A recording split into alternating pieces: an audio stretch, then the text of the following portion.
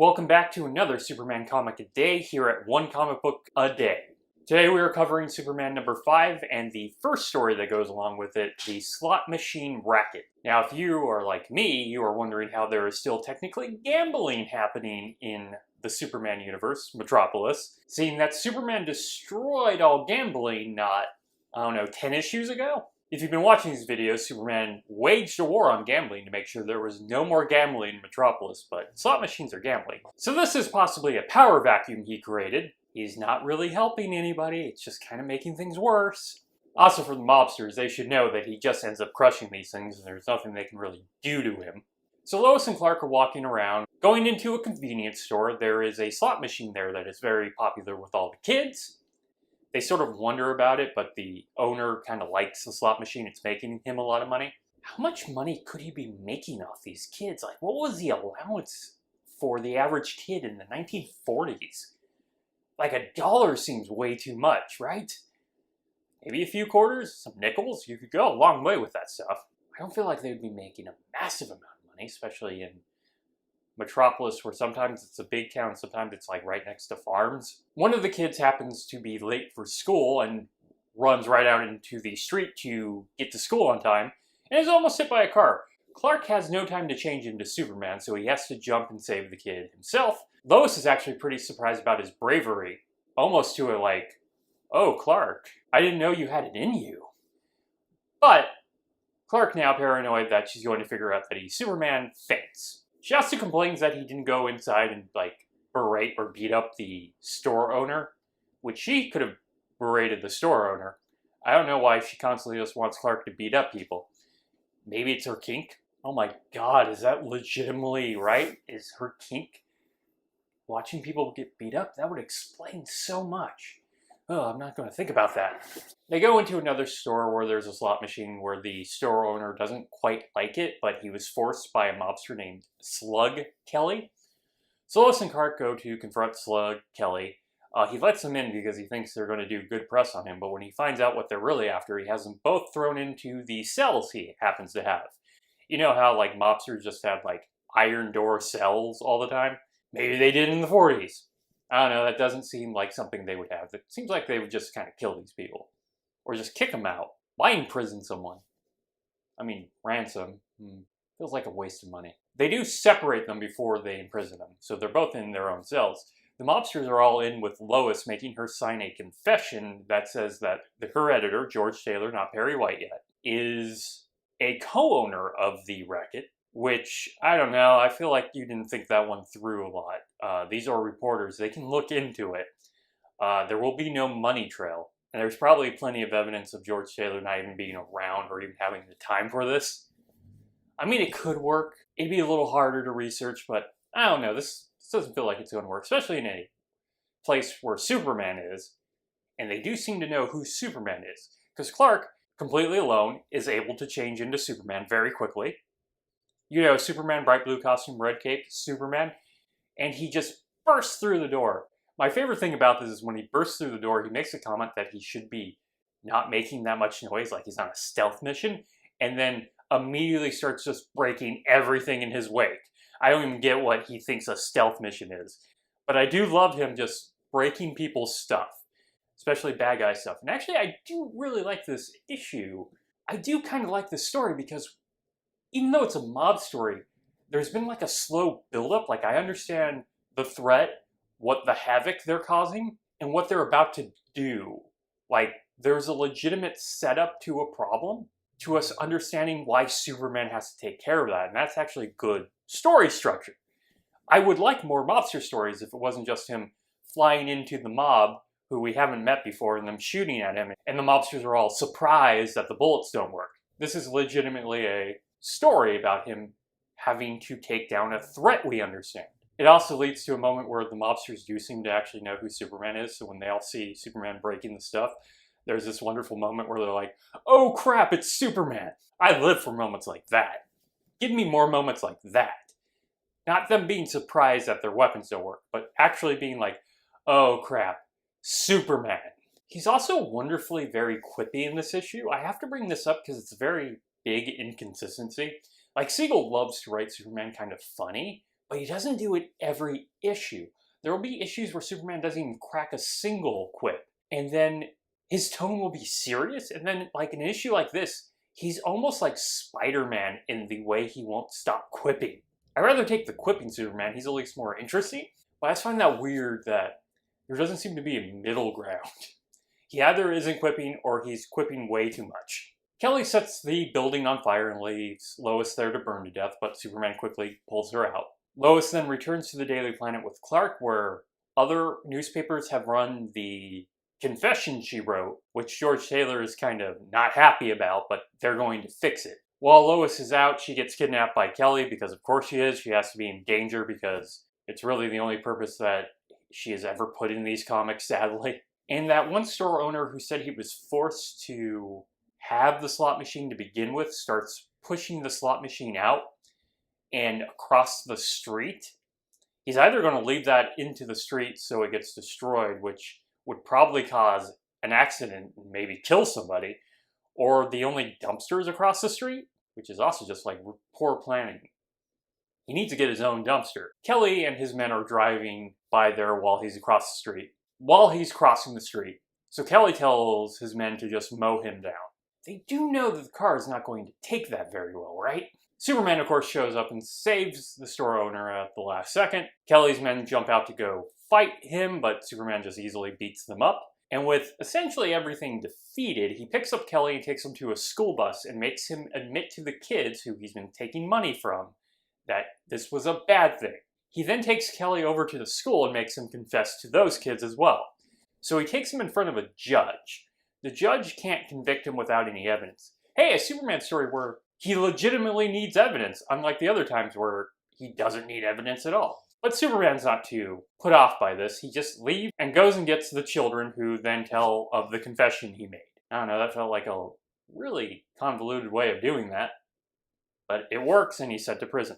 And the final panel is Superman telling us about the evils of gambling and how we shouldn't gamble. So yeah, moralizing story. Not my favorite, but hey, I'll take more issues like this if it has some sort of structure. Overall, it's an improvement, and I'm totally into more stories like this. Give Superman a challenge, something to beat, instead of just having him kind of run around beating people up. Get it?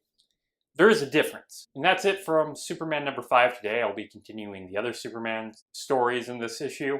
Welcome back to One Comic a Day, as we're covering Part 2, the second story in Superman number 5, Campaign Against the Planet. I'm not going to have a lot to say about this story. I know I say that at least once per Superman comic, but it's just true. There is generally at least one not very good story there that there isn't really much to say. I mean, they were coming up with a combined 5 Superman stories in this month. They all can't be winners. Something I want to bring up that's true from the last story that it continues here. Siegel's overwriting. Now, I'll bring this up every now and then because it's legitimately a problem like it is here. So most of these stories follow an 8-panel grid. They're fairly small panels.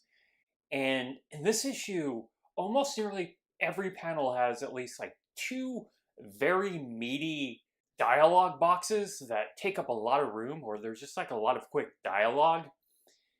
It's a lot per issue, and it's not great to read, and it's not great to look at.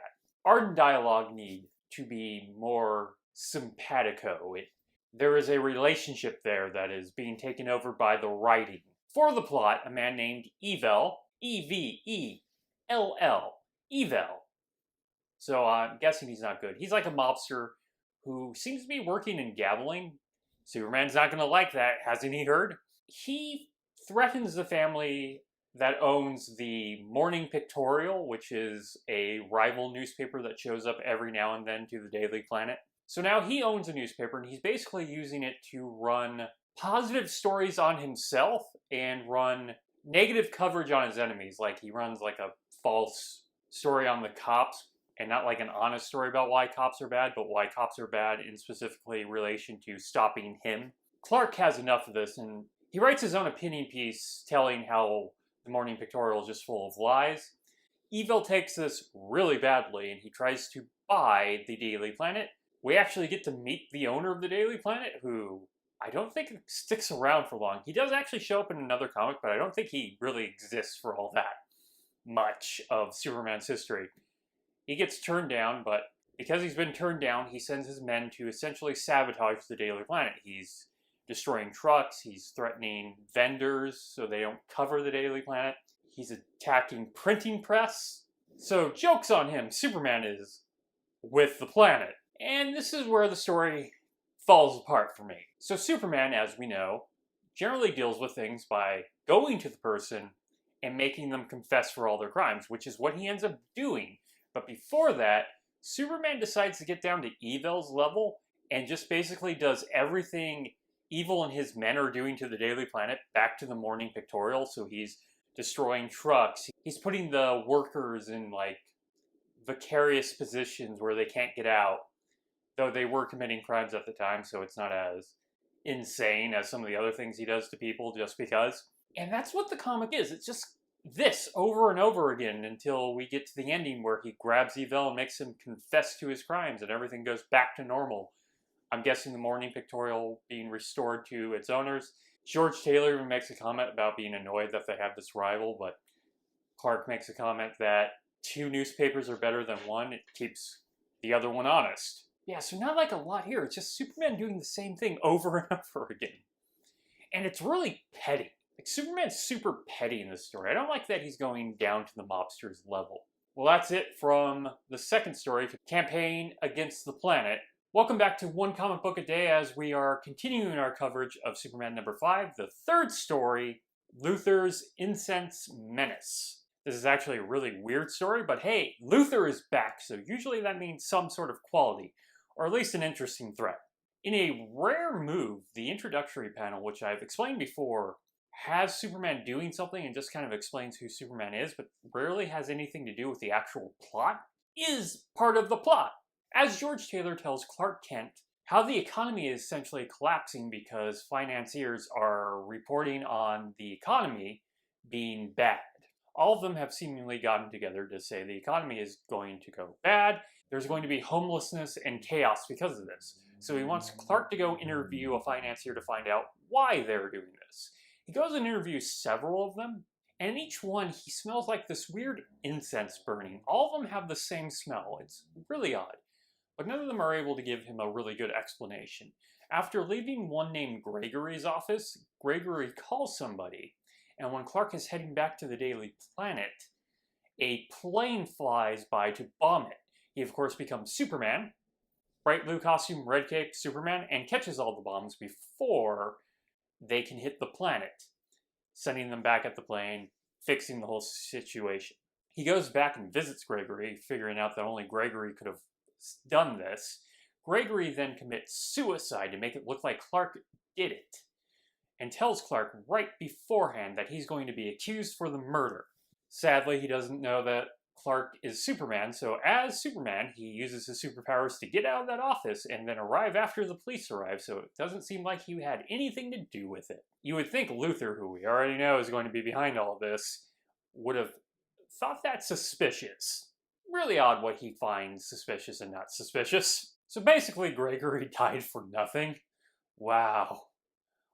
What a useless life, if you think about it. He ended up killing himself to frame Clark Kent, and that didn't work. Hell is just going to be full of people making fun of this asshole. Clark then visits the office of another financier, Broden Mosley. The office is empty when he arrives, and he walks over to a curtain where he can smell the weird incense is coming from and opens it.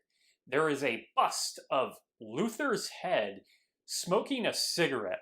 There's a lot of reasons this might be the case. He went about using a hypnotic smoke and needing a speaker to make his commands at the person, but it's still a very weird idea. My assumption, and you gotta follow me here, is that Luthor is secretly working for an evil corporation. Everyone else's division is going to get a budget increase next year. Luthor needs to use all of his this year budget so he can get an increase next year, and he still has millions of dollars before he can get through it. So after one of his henchmen came up and pitched the idea of like a smoke that hypnotizes people and a speaker to control people, why don't we just make like a bust, an articulate bust of my head, and we put the cigarette smoke in that in the speaker. And the henchman didn't question this idea because Luther has a tendency to throw people into acid. And that probably killed a lot of money. Other than that, it's just a really weird idea with these ingredients for this plan. So that makes him a great foil for Superman, because Superman has some crazy ideas of what to do with his powers to solve a problem. Broden Mosley shows up with his hoodlums. Siegel is really into calling henchmen hoodlums at this point in comics. So the hoodlums grab Clark and throw him down an empty elevator shaft. He, of course, is once again Superman. So Superman arrives back into Broden Mosley's office and confronts him. This is where he finds out that Luther has been using this hypnotic smoke and the speaker so they can all predict that the economy is going to collapse, so it actually does. And with the chaos from that, he's going to somehow rule the world. I don't know. He should really be attacking a lot more financiers than just Metropolis. I think he needs to workshop this plan a little bit more with his henchmen. Now that Mosley has told him this plan, Luther has created the suggestion if anyone betrayed him, they have to immediately commit suicide. So he runs out the window and jumps. Superman jumps after him, and instead of, just catching him and bringing him down to the street safely, he throws him back into the office window. And comes back in and is a little surprised that, he knocked the dude unconscious. Because what else was going to happen when a guy had fallen 20 feet and you threw him back in through the window, Superman? Sometimes he does things, and you have to ask why, but it is kind of hilarious. Luther has a big meeting coming up with all the financiers. Mosley needs to be there. So Superman, with Mosley unconscious, does what you would expect Superman to do. He contorts his face to look just like Broden Mosley. Excuse me, what? Yeah, this is one of those issues where Superman has this insane superpower that he will never have again. I am pretty sure he will never have this power again. Superman can apparently contort his face to look like anyone, and even his hair turns gray for some reason. If he's had this power the whole time, there were so many issues where this could have come in handy. Like when he disguised himself as that football player. Or, I've never had a big issue with the Superman disguise, the glasses. He's trying to make himself into, the most non-person no one's paying attention to. And it works most of the time. But if he can do this, why isn't, Clark and Superman, completely different faces? Other than, I guess it would take some time to contort your face like that. And when you have to change into Superman, it would kill some time, and you might not save the person when it's a close call. But still, this feels like a superpower that would have come in handy before. And luckily, we never see it again, because I think they realize that this power is kind of a problem. And way too OP for Superman. And it also just doesn't work. He goes to the meeting with the other financiers. There's probably maybe 20 in Metropolis, judging by the size of this room and everybody in there. And they meet Luther. He tries to pretend he is Mosley, but Luther sees through it immediately. So this power, like that guy committing suicide earlier, was completely useless. And maybe that's why he never uses it again. Luther then tries to grab him. He had no better idea to deal with Superman if he showed up in this meeting. Superman, of course, immediately takes control of everything. He's beating up everybody. Luther then escapes through an airplane that is in the building. The building actually collapses so his airplane can fly out of it, which had to be a completely different conversation with a different henchman in his division.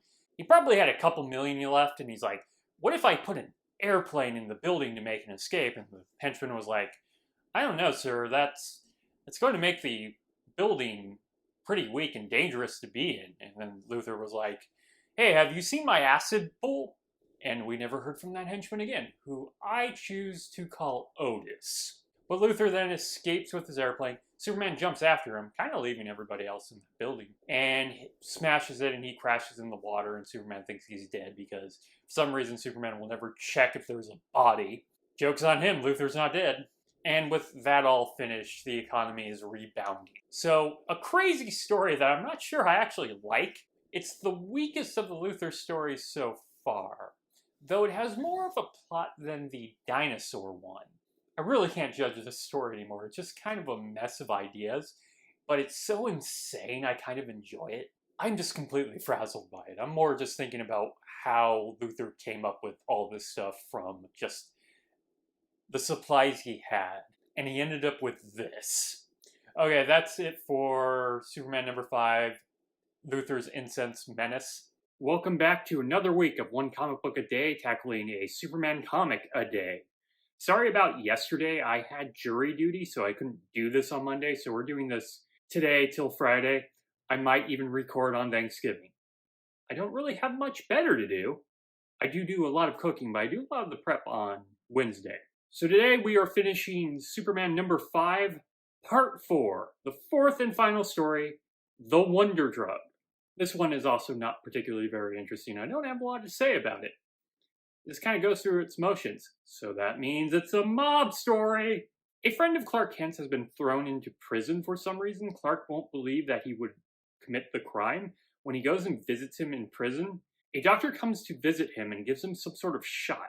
Clark decides to follow the doctor after he leaves and discovers he's a mob doctor working for a man named Carlin, who seems to be the head of whatever this mob is. We never really talk about what these different mobs seem to be doing in Metropolis. There just seems to be hundreds and never ending. Carlin orders Clark's friend's death, so Superman, having absolutely no time for that, just throws the car with the mobsters right at a policeman, like at a tree right next to a policeman, not like directly at the policeman. It doesn't feel like he's actively trying to kill the policeman here, and that deals with them. So following Carlin, he follows him back to like this abandoned factory, which is not abandoned and is completely clean. Carlin is there with a Professor Grinstead. Grinstead has invented some sort of miracle drug, or wonder drug as the title calls it. It's not very clear what this drug does exactly, but it seems to be like a cure-all. No matter what you have, you get an injection of this, maybe multiple times, and you're good. Don't know if it works on cancer or not, but it seems to be a miracle drug. Carlin is secretly using the drug to offer people who desperately need it to commit crimes, which is why Clark's friend committed a crime. He's basically blackmailing them? Not really blackmailing them, kind of extorting them in a weird way. I don't know. We need to talk about the legal distinction here, but I'm not legal evil. A henchman sneaks up on Superman. Guess his sensitive hearing wasn't working at the time, and he tackles Superman. Once again, Superman, for a guy who's super strong and bulletproof, seems to be able to be pushed down very easily, and they fall through the skylight. The mobsters grab Superman, who kind of just all lets this happen. And they take him to the water to throw him off a bridge and kill him. So he just jumps in the water and they start shooting at him. They think he's very clearly dead because he hasn't come up for air. As we know, he doesn't have to breathe. When they're not looking at the water, he climbs back on and climbs under their car, which you'd think they would notice. Like, if they hit a bump or something, or even like a rocky terrain, they're going to like bump on Superman. Like, remember when Sideshow Bob sneaks under the car in the Cape Fear episode of The Simpsons? It's like, ow, ow. I guess it wouldn't hurt him, but there would definitely be like a noticeable bump and like weight to your car if someone's hanging under it. Once back, Superman does what he does best, and that is to mess things up. He just starts destroying everything in his wake. Professor Grinstead finds out what Carlin's been up to, and he's now refusing to do anything for him anymore, and tries to commit suicide. This is not even the first suicide in this comic, just so much suicide in Superman. He's basically been poisoned, he's not well, Superman has to rush him to the hospital where he gives him the wonder drug and it saves Grinstead's life. See? A catch-all. Superman then heads back and easily catches Carlin because Carlin had nothing on him, unless he wasn't paying attention and someone tackled him from behind. If you can just find like a way to keep Superman constantly being pushed down, he would be defeated for good. That's the only trap. You have to find like an infinite pushdown device. With Carlin away, he then sees Professor Grinstead and his friend, who's still going to serve the time but has learned his lesson. A doctor mentions how Grinstead's invention is going to be a miracle cure.